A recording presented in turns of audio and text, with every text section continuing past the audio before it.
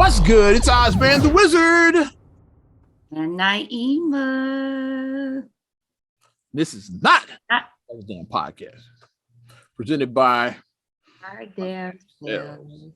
268 Kid. 868. Yeah.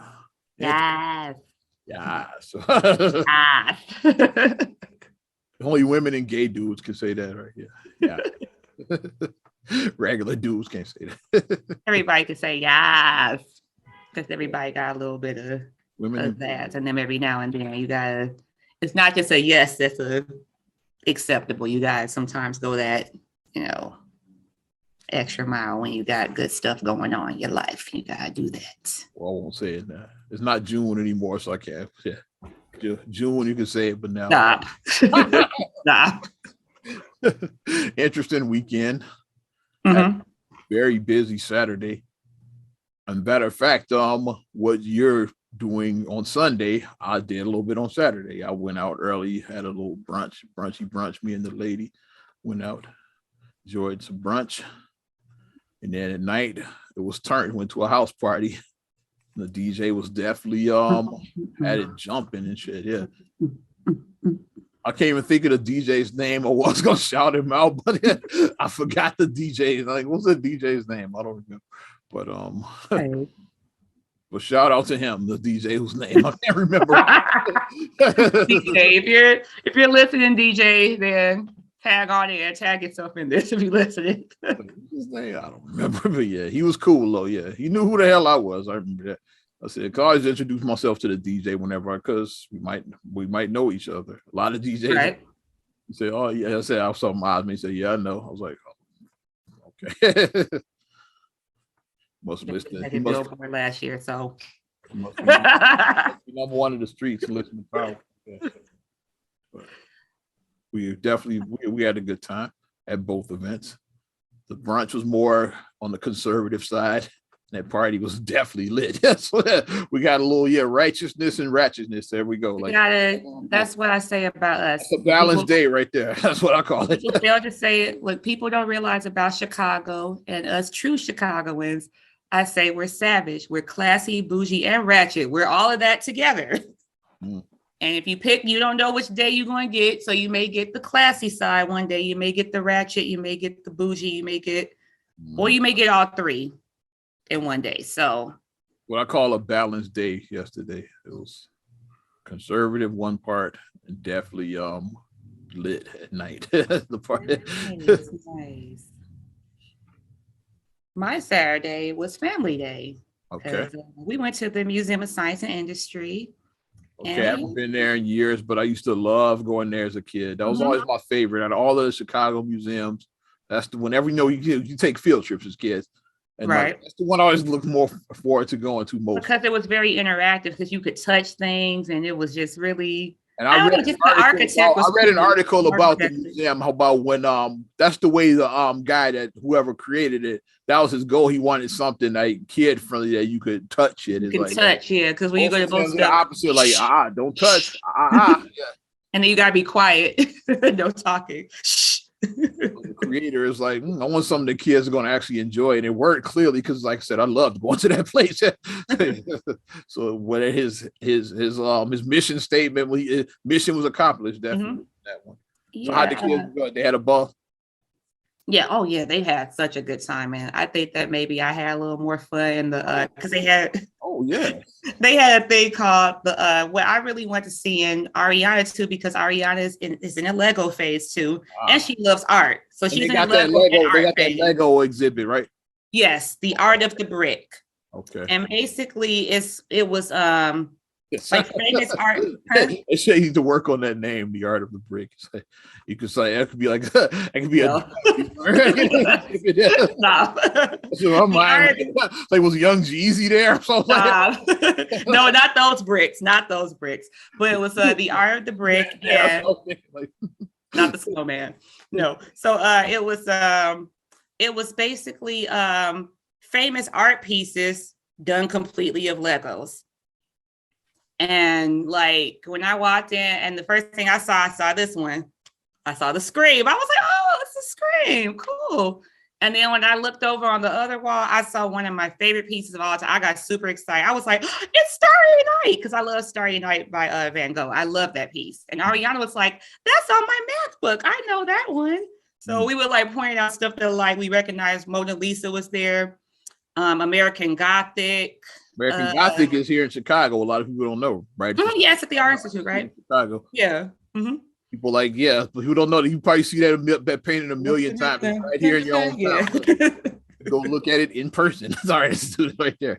And then they lend it out from time to time, but that's his regular home. That's his home, yeah. His home is like it's here in Chicago. Not like the Mona Lisa was way the fuck over there. Yeah, in the Louvre, yeah. The Louvre, yeah, it's like the American Gothic. That's I guess that you call that the American Mona Lisa. I guess what you call it. That's probably the most famous American painting is that one. American. They had David. Well, the one with his farmer and his wife. In case y'all are wondering, with the picture. Yeah, it's like that. That's yeah, the American Gothic. In case y'all are wondering what I'm talking about. Yeah. They had David. They had Venus de Milo. They had Nefertiti, the Sphinx. Okay. So it was like some really cool ones. And like the coolest one they had like a life-size dinosaur skeleton. Okay. So it was like a full length skeleton. And when each one had like the detail of like how many Legos made up each of the pieces. And it was 75,000 Legos that made up that dinosaur. I was like, wow. That's a lot of Legos. That's a lot of time to do that. And they had the Michelle Obama portrait too. The one with her sitting, that one, they had the Michelle Obama there. So it was very, very cool. They have the Lego Picasso there? They didn't have the Picasso. I didn't see that one. Yeah, because that's y'all know the Picasso. That's right there. Yeah, the Picasso, the bird woman, whatever. Picasso, nobody knows what it was. To this day, nobody knows. Bird woman.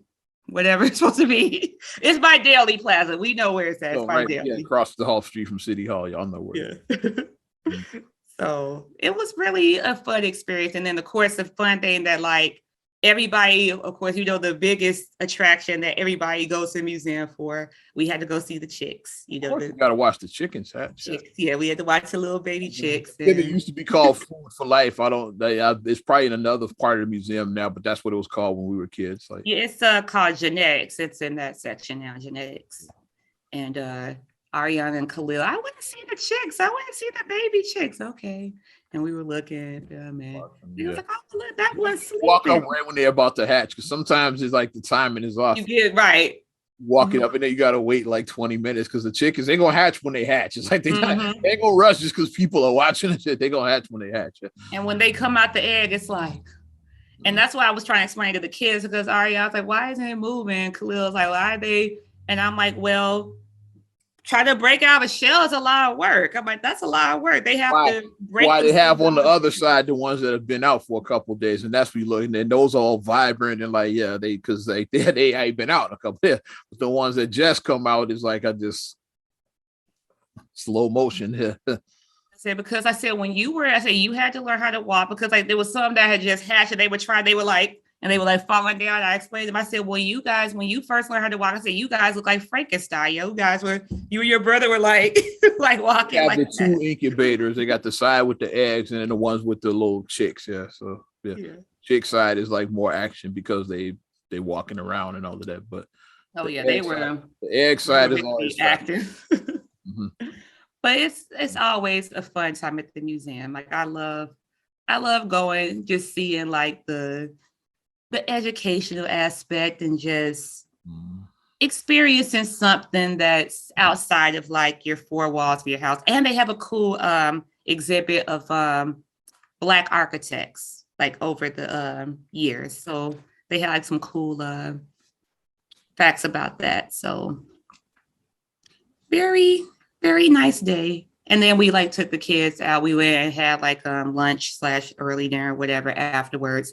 And then we took them shopping to get some toys. So yeah, a long day too. All day too, yeah.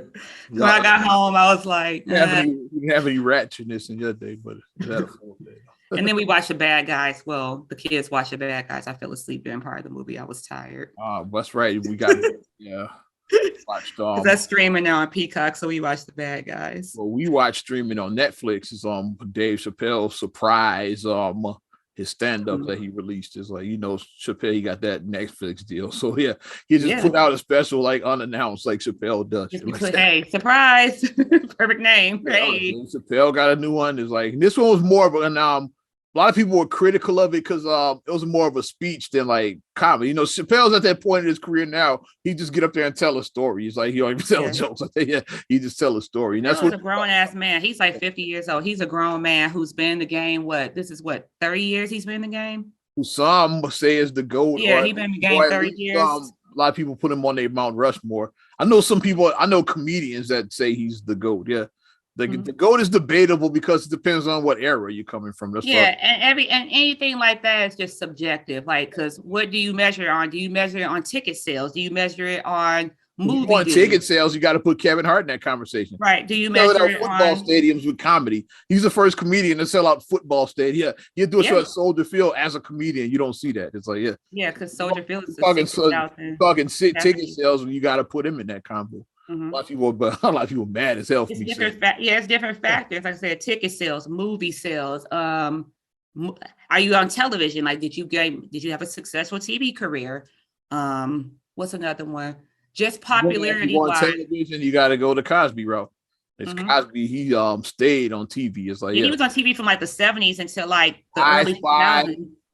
To the Bill Cosby Show, to Fat Albert, to the Cosby Show, to Cosby. It's the Cosby Mysteries. Yeah, Cosby Mystery. Like, he stayed on TV. Yeah. Like I said, from like the 70s to like the early 2000s. So that's like a 30-year span that he was like. Era I know most is Fat Albert and the Cosby Show. Cosby Show is mine because most of my era, like both. Yeah. Fat Albert when I was little, Cosby Show when I got a little bit older. That's like mine was like I said, a Cosby Show because Challenge, like that was my era. I was a teenager probably by the time that came along. When I was little, like Ari and Khalil's age, Fat Albert, that was my show. Yeah. Hey. So I've known Cosby my childhood. Yeah. So you'd have to put him in the GOAT conversation. To me, my GOAT, I'm an Eddie Murphy guy because that's the guy I grew up with. Delirious and Raw, like those are like still like. Marcus, you guys parallel with that because Marcus is a huge Eddie Murphy, like all Eddie Murphy's like movies, all his stand-ups, like he watched like. Yeah, I still say SNL ain't. I should not been watching that as a kid. The best era of SNL is still the Eddie Murphy era, and he left the show like 85. It's like he been left it like 40 years ago, but it's still like when I think Saturday Night Live, I still think Eddie Murphy to this. Buckwheat and James Brown's Hot Tub. In the Hot Tub. Yeah, it's like that's what I think of when I think of SNL. It's like all of the Eddie Murphy stuff. Yeah, that's what to this day I still. And then another thing you have to look at longevity. Like because who can last? Like who can last? Like Chappelle has got some longevity going on. You gotta look at that. Like I said, so it's a lot of factors. You gotta look at Chris Rock, like his especially during his HBO era. Mm-hmm. Chris Rock's Netflix stuff has been cool, but like when I think Chris Rock, I think of those HBO specials. HBO ones, yeah. Bring the Pain and all of that shit. It's like I like Never Scared. Bring the Pain is my favorite. Matter of fact, I'll still put Eddie ahead of, but Bring the Pain is like top 3 or 4 to me as far as like stand up. I'll probably put the two Eddies ahead of it, and then Bring the Pain is right there with that. So it's like top 3 or 4 greatest stand ups when I think stand ups. And then who has like, and then another thing to look at is like delivery / timing, because comedy it's about, you have to ping, like the punchline has to ping, it has to hit at the right time. Because if you notice if you watch like certain movies or TV shows or something, and if the editor didn't do what they were supposed to have done and the scene wasn't cut correctly, and then the punchline gets missed. So it's like, that is all about time. You gotta. That's why comedians gotta know when to you gotta let the joke breathe. Like give the people time to laugh, but don't give them too much time. Yeah. Mm-hmm. If you watch good comedians, they know about pacing.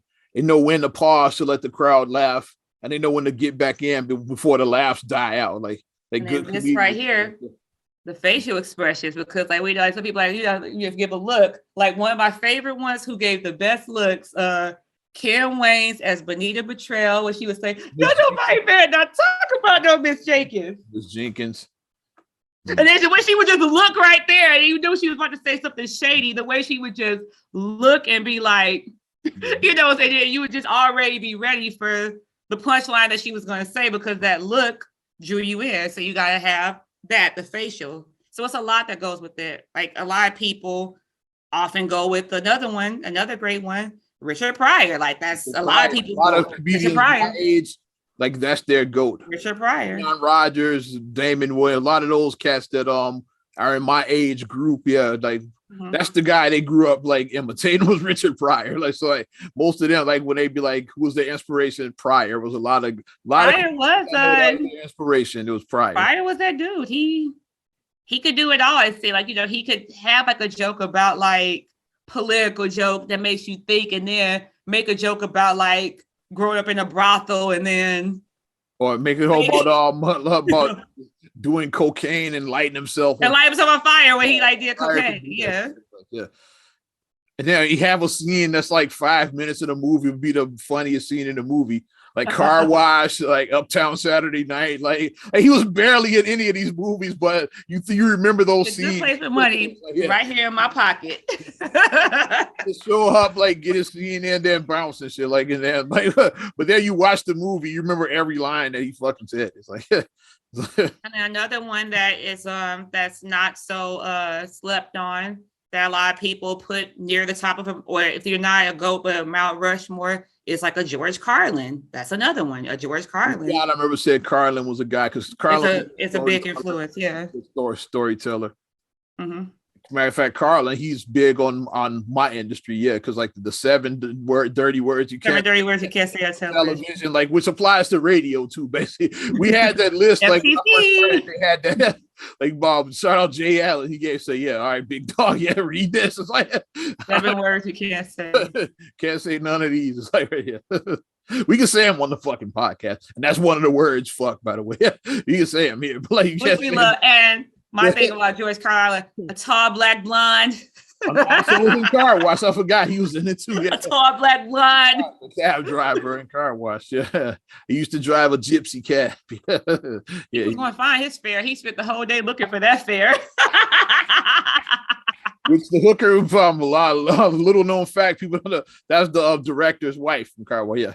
Michael she was Raheem's mama in Juice, right? Also played, Raheem's mom. Watched Juice at the funeral, like she's there. Yeah, when Bishop hugs her. Yeah, that's the hooker from Car. Raheem's mama. 20 years later, but it's her. Like basically, yeah. The same actress. Yeah, that's Gloria Schultz. Like she's an actress now. Yeah, that's she's the wife of Michael Schultz. Yeah, the director from Car Wash. That was his wife. Yeah, so he put her in the movie as a very memorable character. By the way. Who hippo smashed in the bathroom. Remember that? I know we should not have been watching Car Wash when we were children. It wasn't. Well, here's the funny shit. Like, guess what? Car Wash was rated PG. It's only the 70s and the early 80s was wild. They didn't care about us. All I want to say is that they don't really 13 care wasn't a thing yet. That shit is rated PG. Look it up. It was. How the fuck is this a PG movie? It was smoking weed and shit. Smoking weed in the bathroom. Hookers is like, yeah, come on. Having sex with hookers. They had the whole transphobic thing that happened with Lindsay and the angry black man, Abdullah. Angry black man. Like how we heard about that character a lot growing up. Love Abdullah. Yeah. Insert joke there. But no, it was ribs, Abdullah. Yeah, I heard that a lot. You want some ribs, Abdullah? Calling me Dwayne. That's not even my name. That was the character's name. His name was Dwayne. There was a lot going on in that movie that should not have been.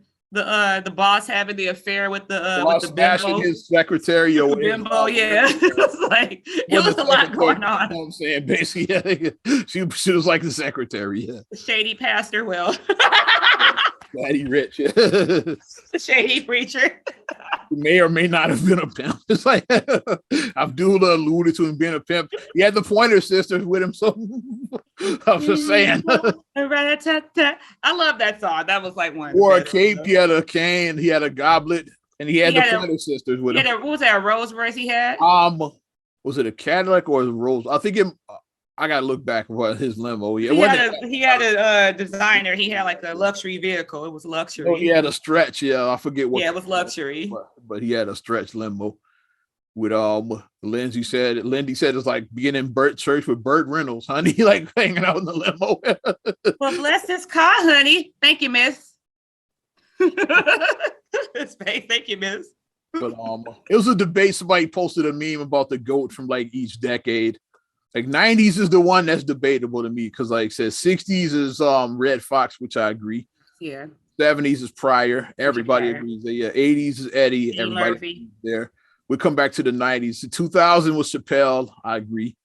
And then 20 teens was Kevin Hart, which I also agree. Like, who did it bigger than Kevin Hart in the past? Kevin Hart was everywhere. From Think Like a Man to those stand-ups, football the stand-ups to the buddy comedies with he did Ride Along with Ice Cube. He did the stuff with Rock was what's the one where they were in school? I forgot. The one with the Rock where he was like they were like classmates and then they were growing up years later.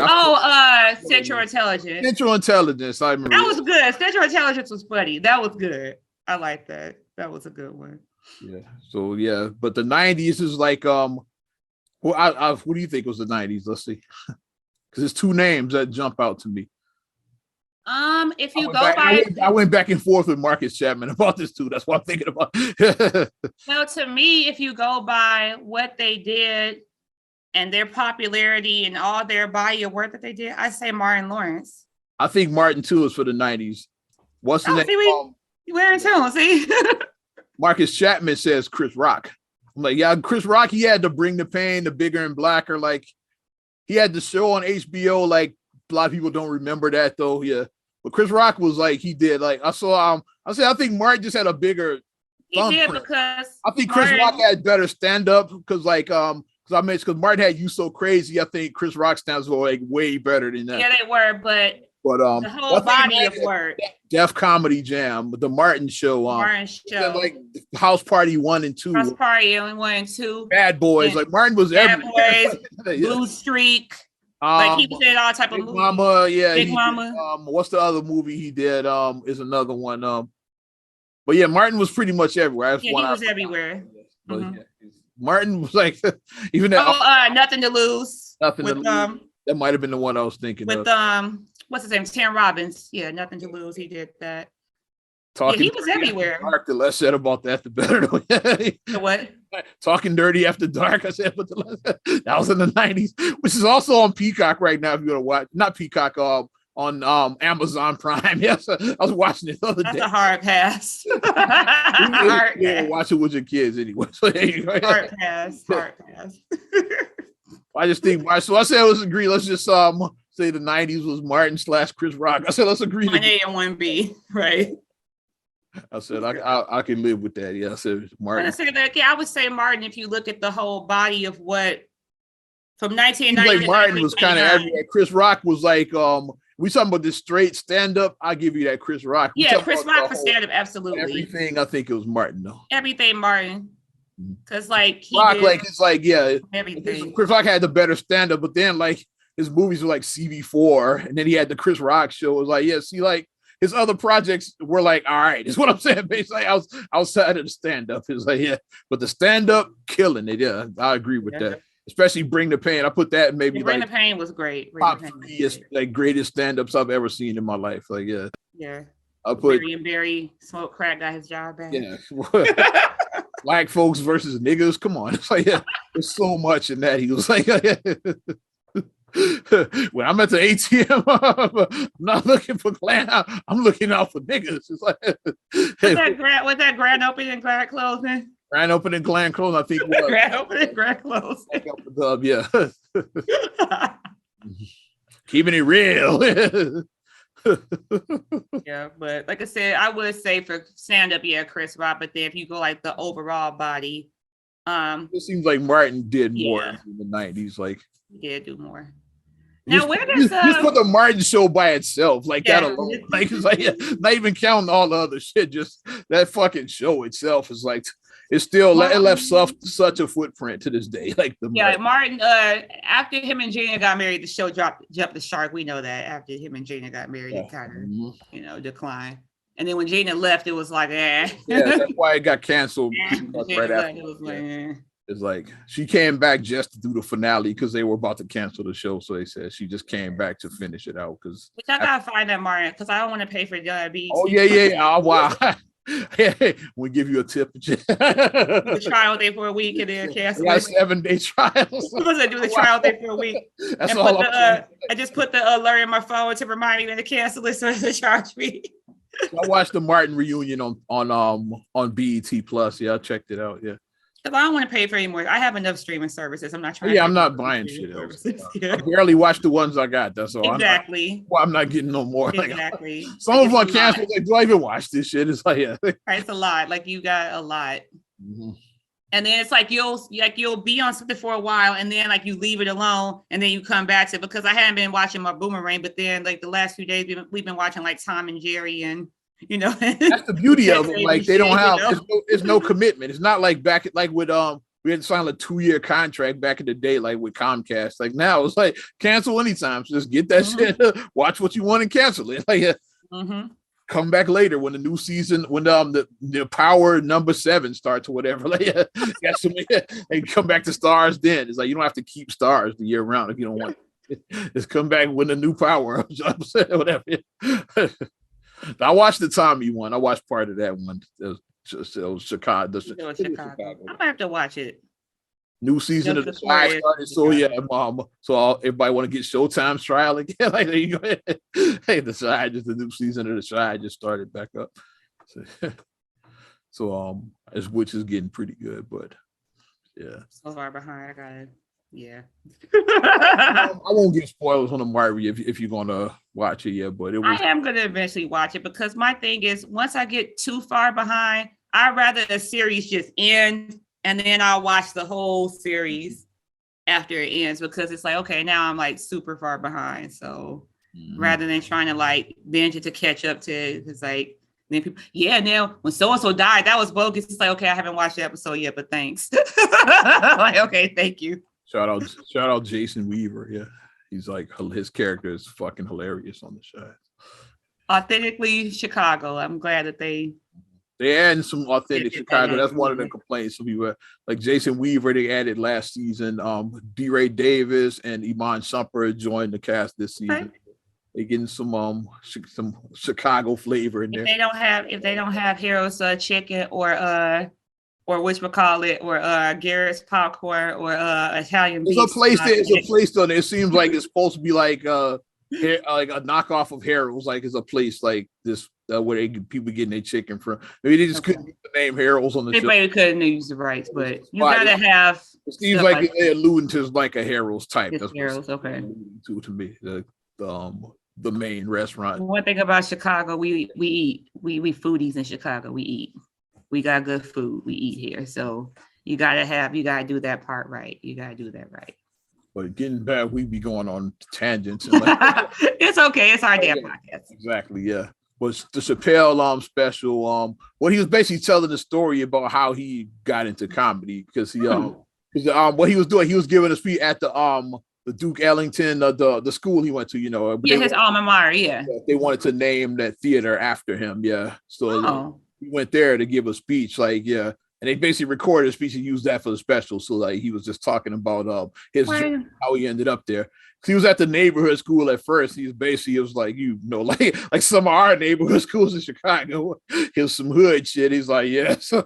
And then when he started hanging around comedians. He started getting into comedy, and so he asked a comedian like, how do I break into comedy? He started going to open mics. Was like he said, yeah, I'll bring it back. Yeah, because he said back in the day when there wasn't no Google, he said, so all you kids, we didn't have the internet, so I had to. It's this thing we called telephone books. It was like this thick, and they had phone numbers in it. It was like and the writing was tiny. The writing was really really small. So he looked up his local comedy club in there. He called them, and they told him, yeah, come down to the open mic.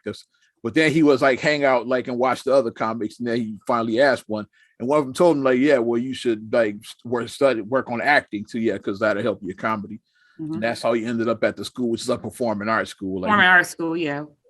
Which is very good, which I would recommend for anybody if you're if you're especially a creative, because everybody doesn't have the same strengths. So as parents and just people at that period, like it's nice if like somebody is like super intelligent and academically inclined, but everybody doesn't have that type of talent. So if you have one child that's a straight A student effortlessly, and you have another child that is artistic, but not a straight student, but not saying that they're an F student, but like they're like a B, C-ish student, then don't just like this, you know about this personally. Just don't disregard. Don't expect me to be feast. That's what I was about to say. Just don't disregard them, you know. Don't expect me to be feast.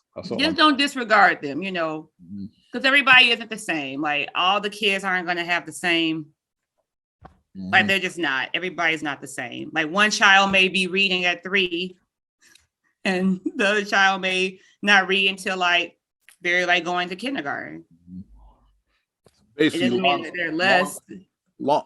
Long story short about the Dave Chappelle theater, like because which like he ended up not putting his name on it because his name is controversial now. He said, I don't want to take, because this school helped me a lot. I don't want to be a reason to like deter people from like coming. So he's like, but he did name it. It's like something like it named him with him without putting his name on. It's like the freedom of expression, like theater or something like that.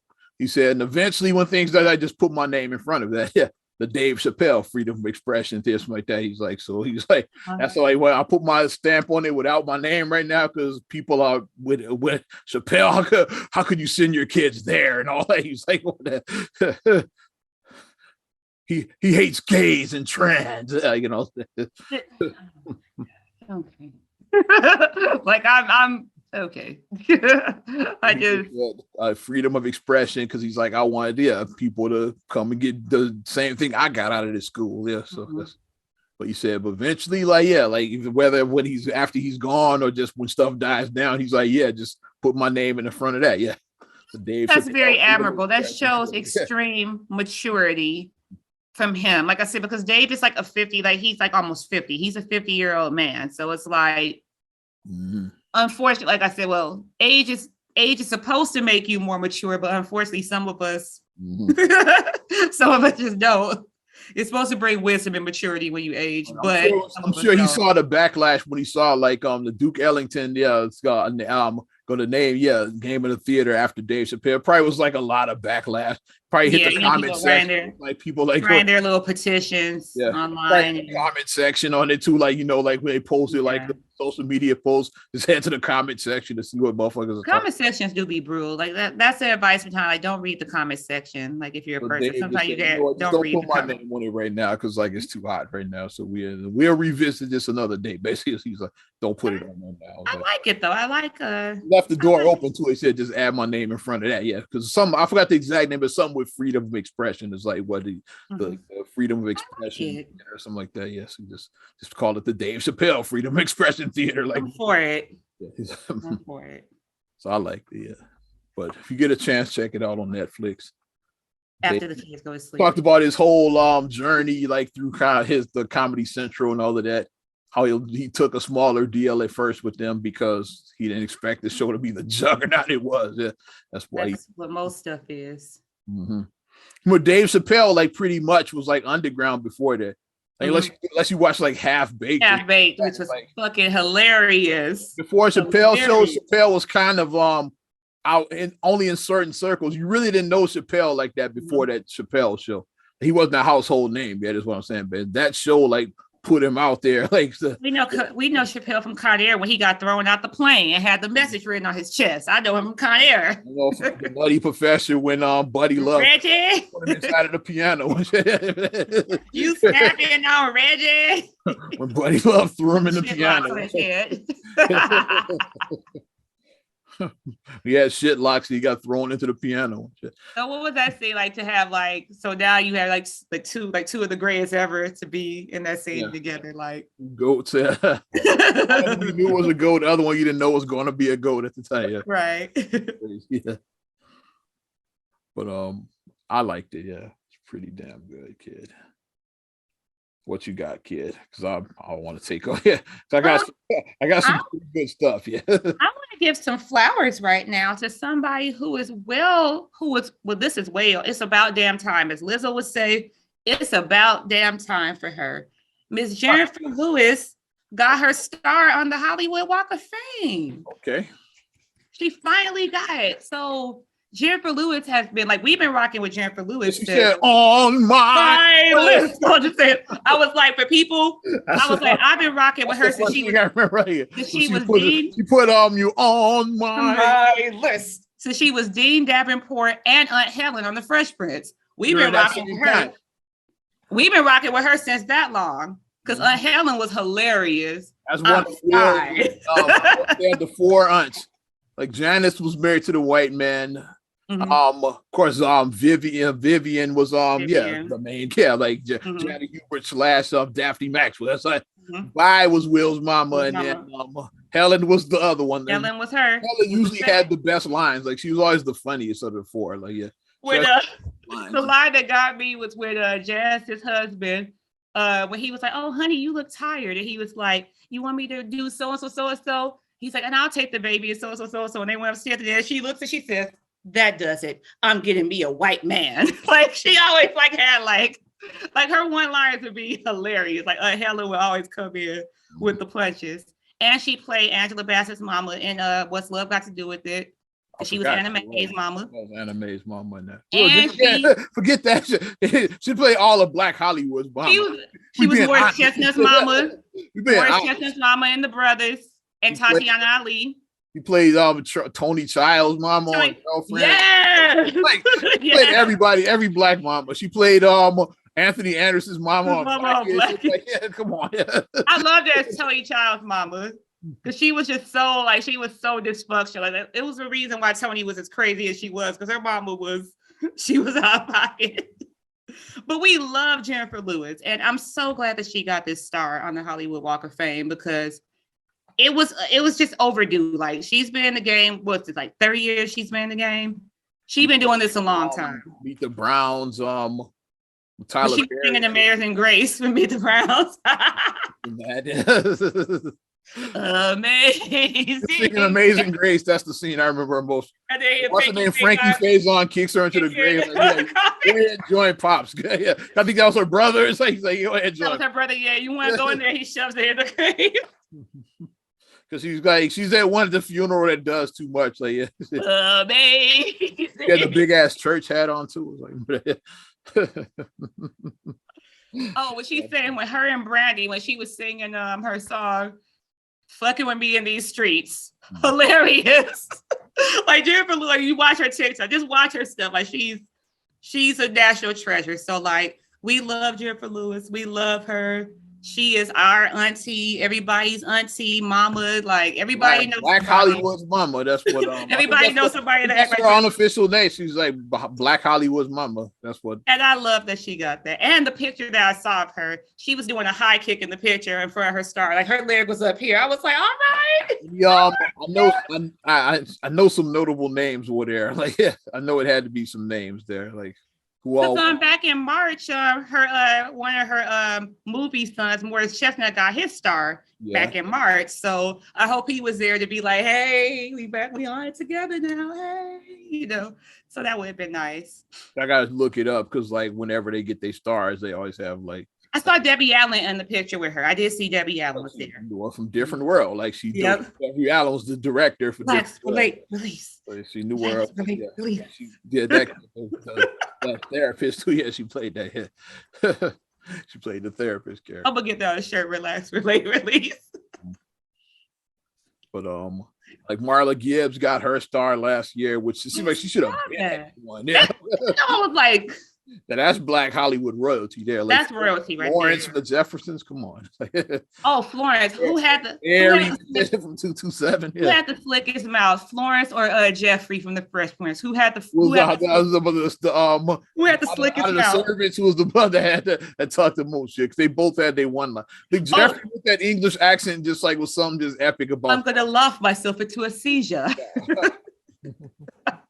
Oh, whatchamacallit was another one that serves Major Shade, Benson. Benson served Shade too. Benson wasn't for the shits either. Oh, Benson. Robert Guillaume. Benson, Jeffrey, Florence. Florence. One more, we get our Mount Rushmore of like sassy. Like, who was the slickest? That's funny. It was a video I was watching, like fan theories. It's like said that George Jefferson was really smashing Florence. I know he said that they were having an affair. She always they were having a secret affair because she always talks shit to like he never fired her. She didn't seem like she did her job particularly well and shit either. It's like that was really his side chick, and Weezy just didn't know and shit. He didn't know. They did the arguing just to throw him off the set. It's like so nobody would pick up on it. It's like I hate you too. Yeah, a little fan theory. It was like I love fan theories. It was like really George Jefferson side chick, and Weezy just didn't know it. Yeah, could be. Florence wasn't married either, so there you go. Wasn't he with the butcher or something? What's the butcher's name? No, that was Alice from the. Alice. Okay, I'm confusing. Housekeeper. I thought Florence had a man. I thought she had like a butcher man or something. No, Billy D was her. No. He did do a cameo on there because that was her crush, and then he did end up doing a cameo. Oh, Billy D. Williams was the fine guy. 70s, he was that dude in the 70s, definitely. Like he was what Morris Chestnut was to us in the 90s, basically. Like how Morris Chestnut was the fine man for us in the 90s. He'll always be Lando Calrissian to me. The star. Nice Colt 45. Or the Colt 45 guy. Yeah. Either Lando Calrissian or the Colt 45 guy is what Billy D always be to me. Nice. Coming full circle, not that horrible episode of A Different World. See, we came full circle back to Jericho. That episode with him. What happened? Him and Kizzy from Roots, Leslie Uckham's episode was awful. A Different World. Never happened, kid. We love you, Jennifer Lewis. We love you as Diddy That Report. So next time I get out to Hollywood, I'm going to definitely go and I'm going to take the picture. And I think I'm going to, I do funny. I'm going to have a list and I'm going to be doing that. Listen for her star. I think I'm going to do that like that. Right. So that was my thing I had to get out to give my flowers to her. Okay. Have you heard of this you got kids, so have you heard of this put your shoes on challenge shit? Oh, with the fighting that you heard of it. You heard of it. The put your shoes on challenge involves like parents be like telling them that they about to go fight a neighbor and like they got a kid about their age too. So it's like, yeah, well, you gotta come too. Yeah, like you got a son about your age. Yeah, you gonna come? Put your shoes on. Come on, like yeah. And seeing what the kid does and shit is. And they'd be like, no, we just joke. Like yeah. It's like it is kind of fucked up to like I get it's a joke. It's kind of funny, but at the same time, it's not funny and shit either. Sure. I will go back. They should have never gave you ninjas internet. So that's how I feel about some of this. They shouldn't give some people internet because it's like, why'd you traumatize your kids like that? It's stupid because it's like, what we do? Would you tell tell kids you got to tell Ariana? Absolutely not. We ain't doing that. Absolutely not. I'm not. You got a daughter about your age. Like you gonna come? I'm not doing that with my kids. You gonna come get this daughter? Yeah. I can't hit the little kid, so you gonna come put your shoes on? The fun stuff like I mean, like yes, like I'll participate in like some dancing stuff. We can do that and do like some fun, lighthearted stuff. But like dark, I'm not doing like that's goofy. Like some stuff is just goofy. Like I saw like put your shoes on there. Like I watched like one video and I was like, okay. I was like, that's enough. Like I didn't even watch. Like, I know some people watch like the whole. They have like a whole compilation. Just to so because I knew we were going to talk about it. I said I just want to see what it is. Because I've been seeing, because it was they even did it on Breakfast Club. That's how big it was. They talked about it like, yeah, is this stupid or is it not? Hey, it's very stupid. I think and then they started doing hypothetical. Charlemagne didn't want nothing to do with it. Obviously, he's like, no, I'm not going to even entertain that shit at all. But then they're like, okay, it's stupid. But hypothetically, like envy, like if you told your kids, like, what happened? It's like, he started breaking it. Okay, yeah, well, my oldest daughter wouldn't do it. My son, he started breaking it. Charles like, no, I'm not going to even get in on that at all. I'm not even doing that at all. Like, no, I'm not. Yeah, I'm not even going to hypothetically joke about shit. Yeah, because I mean, we need to move to a point where, like, yes, sometimes you do gotta. You do got by any means necessary. You got sometimes, Sometimes the dragon gotta get unleashed, like Cisco said, unleash it. Sometimes you have to unleash the dragon, but in most instances, you can resolve a situation without violence. That's the best way I'll say it. Like you can resolve conflict without violence. In most cases, you can. I will say that in most cases you can resolve it, because if you can't, like something as simple as like we're having a disagreement and then you just haul up and hit someone in the mouth, like you should be able to have an intelligent disagreement and stuff like that to break down stuff rather than just resorting to violence. That's how I feel. And it doesn't make you a punk if you don't like want to whoop someone's ass. Like that doesn't, that doesn't make you a punk. It doesn't. Nice segue into this next one. Violence and the history of violence. And you heard about Larry Hoover, right? I have not. Oh, wait. Yeah.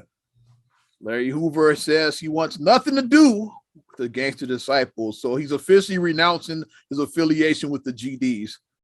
The guy that basically founded the organization way back when, like before he got 200 years or whatever he got in prison. It's like he wants to get out. He's an old man. So Larry. Oh, this man's what, like 75, right? 70s. Yeah, like Larry's in his 70s. He's like, he has to be 75-ish. I would say if I was just a guessing person, he has to be mid-70s. I know he's in his 70s. I'm gonna see. I would venture this. Yeah. Oh, 71. Okay, I gave him a little older. 70s, I gave him a little bit older. Yeah. Because I'm like, if we're of a certain age and he'd been in jail since before we were born. I think we were born. He was in jail like 73 or some shit like that. Yeah, like before we was born. So jail, like all of our life. I don't remember Larry Hoover being out. We don't even remember him being a free man. We don't. But he just wants to get out. That's why he's saying like so he's like could cut all ties with the GDs. Like, yeah, you've been in jail for 50 years. So I think he just that's 50 years. We've been since 73, 50 years next year. I'm hoping that he's in protective or something, because I could see some kind of retaliation for that shit. It's like, and now that he doesn't have protection from the GDs, it's like, so I wonder if he's like in protective custody in prison. I don't know. I wonder. Yeah. Because I thought about that, yeah.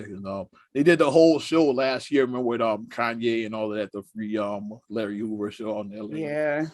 They did the whole thing. So, but I just had to address that. So, like, Larry Hoover no longer affiliated with the GDs. So, yeah.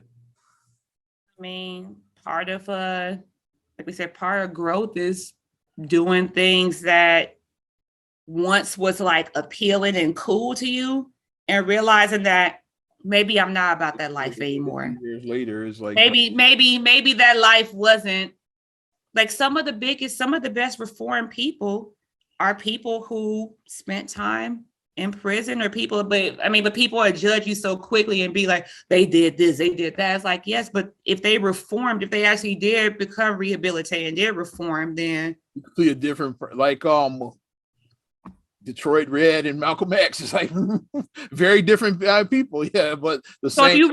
If you wrote off Detroit Red at 19 when he was a kid, if you wrote him off, but then you looked at what he became, because what was he, 39 when he died? Yeah. Yeah. So if you look at him 20, what he became, because even he went through another evolution, like I said, when he became Malcolm X, and El Haj Malik. El Shabazz. Yep.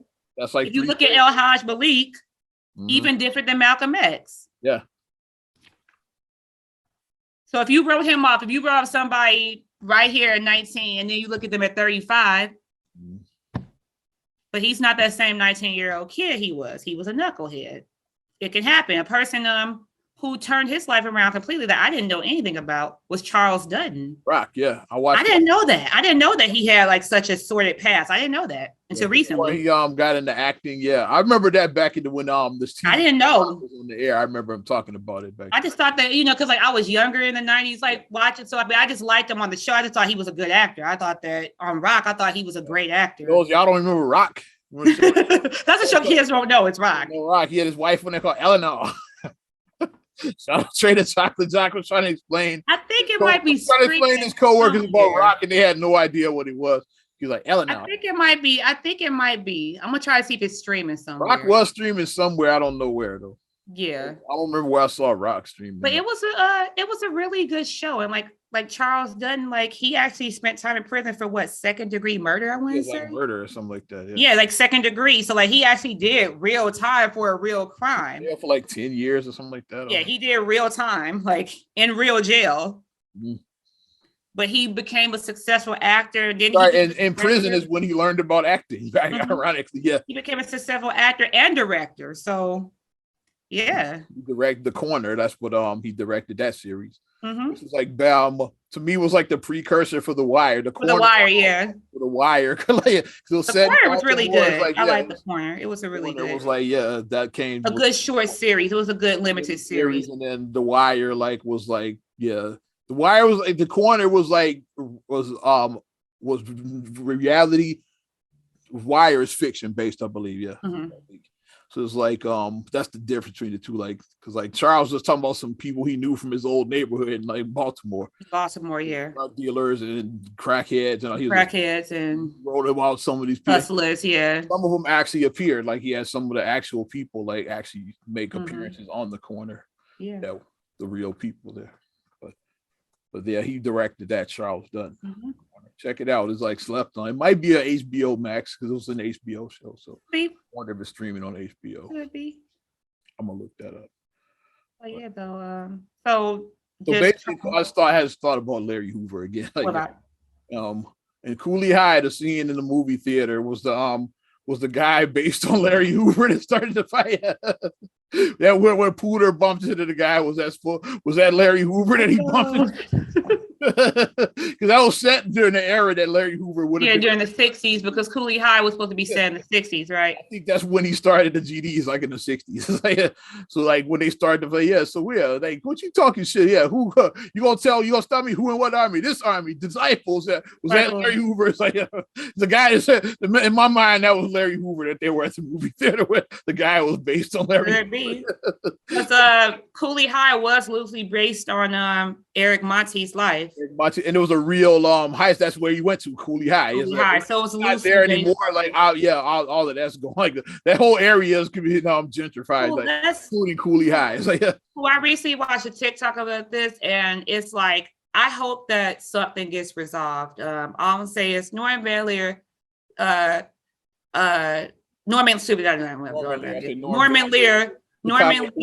Yeah, I'm like brain freeze. Norman, do the right thing. Yeah, because him and Eric been going back and forth really since the 70s. Like Norman Lear, do the right thing. Yeah, like I said, because if it is like when there's smoke and fire. Here's the story. We not do with this. We tie it all together. Eric Monte is saying that he created the character, George and Louise Jefferson. Mm-hmm. It's like, which like it makes sense because remember how Cooley High ended? We're gonna tie all of this together. We're not new with this. The last scene of Cooley High would Preach after he like pours a little bit of liquor out for Cochise and all of that. They show him running in the distance. It's like, yeah, like Preach like he becomes a successful Hollywood writer. It's like that's what they're talking about. Like what Eric Monte actually did, he hitchhikes from Chicago to LA. And he's just like Eric Monte just was able to like talk his way into situations. He hustled his way onto the set of All in the Family. That's what he said. Yeah. And then basically like he pitched when he got to meet with Norman Lear, he pitched this idea like Archie Bunker, this super racist right-wing guy. Like, yeah, what if he had black neighbors? Like, yeah, which created George and Louise Jefferson. So like, yeah. And eventually they get their own spin-off and which is even more successful than All in the Family. That's still the longest running black sitcom in television history, I believe, the Jeffersons. They ran for 11 seasons. And the other thing that Eric Monte said also, the idea that he gave the idea of Red Fox being the junk man on Sanford. So he said that one I didn't hear. I heard that. The ones I know are the ones I know are the Jeffersons, Good Times, and What's Happening. That's the three I know. Sanford, I didn't hear that one. Yeah, I gotta look into that one. But because then after like George and Louise Jefferson, then the next idea he pitched, he was to write about growing up, his life growing up in Chicago. In the project, in the Cabrini Green projects here. Yeah, and then him and ironically, the guy that played the original Lionel on the Jeffersons, like Michael Evans. Mike Evans, yeah, which is who Michael was named after, Michael Evans. It's like, yeah, the son, yeah. So it's like Eric. If you look at the credits, created by Eric Monte and Mike Evans, yeah. That's like they created that. Then so then his third idea, like he which what he was working on his screenplay for, like loosely based on his life, which is Cooley High. And then he pitched that, like, what if we turn this into a television show version of it, which is what's happening. It's like, yeah, it's Raj. Raj is preach, yeah. It's like, yeah, Raj. Dwayne is like Pooter. It's like, look at the characters, like parallel a lot of them, yeah. He had a little sister named D. His sister in the movie's name was D. Mama was a maid. Like his mom was like, yeah, like it's the same characters basically. But I don't think he got credit for what's happening because they changed it enough.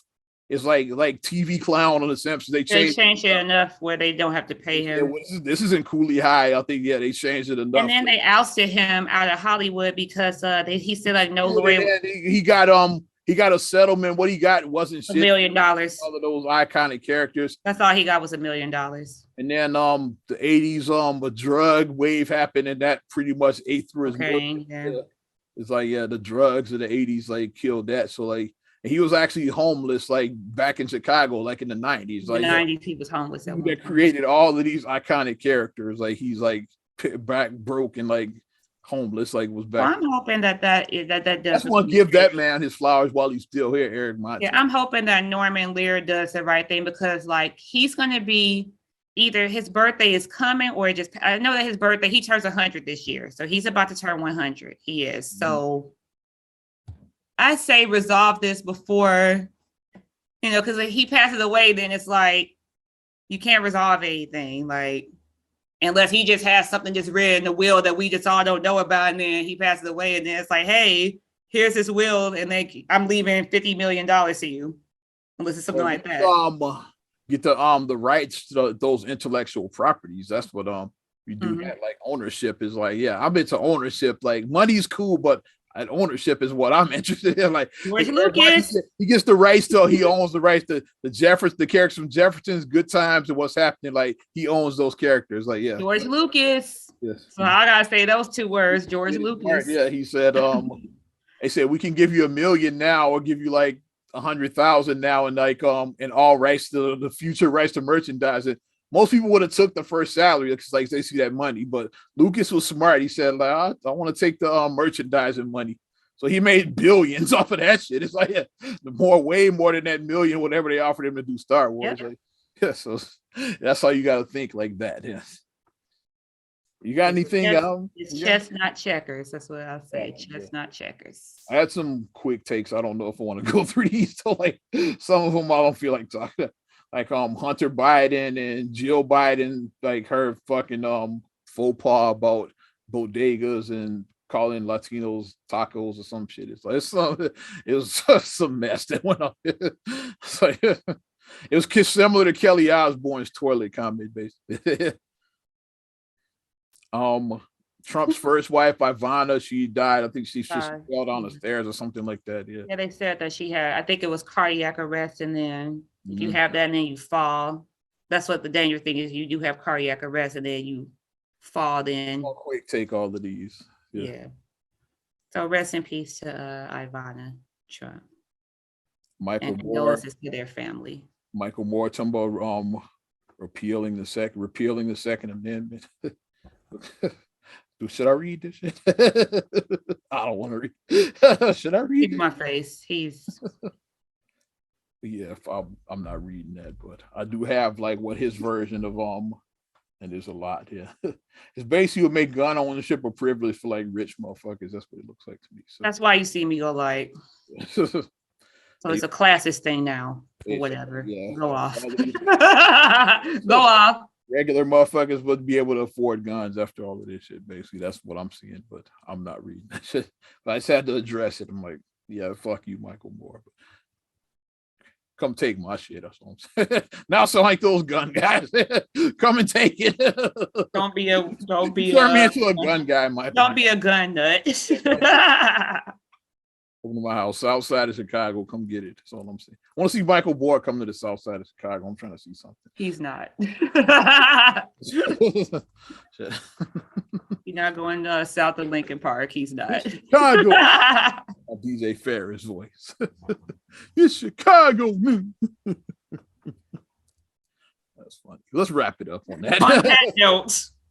Thanks for supporting Not Another Damn Podcast, episode 268. You want to support us further? You know what to do. Give us a like. I like it. Yeah. Also, subscribe, share, rate, review on all your platforms. Talking Apple Podcasts, Spotify, TuneIn, SoundCloud, iHeart, TLC Talk Radio. What up, Tasha? Hey, Tasha. YouTube, your Amazon Alexa devices. Also, you can follow me at Ozman the Wizard on Instagram, Twitter, and TikTok. Oz Radio on Snapchat and Facebook as well. You know what to do. You can check me out at MSIMA8626 on Instagram, Twitter, and TikTok.